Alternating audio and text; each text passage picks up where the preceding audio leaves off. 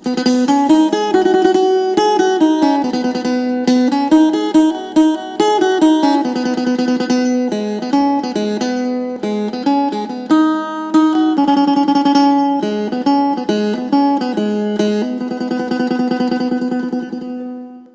ยก็มี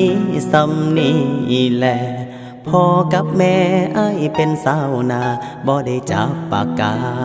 จับแต่ขาดแต่ไทยสั้นหมอปลายอ้ายเฮียนบ่จบก็ย้อนว่างบอ้ายมันบ้านปลายมีแต่ไปเลี้ยงควายนอนเฝ้าหน้ามูลพออ้ายอยากไปขอน้องแต่งงานค่าดองหลายล้านอ้ายสิเอาหยังกินอ้ายก็มีซ้ำที่เจ้าเห็นอ้ายก็เป็นคนธรรมดาบ่มีโตโยตามีแต่รถเวฟจีบ่มีแลนด์โรเวอร์หุ่นใดมีแต่รถท้ายไงจนวิน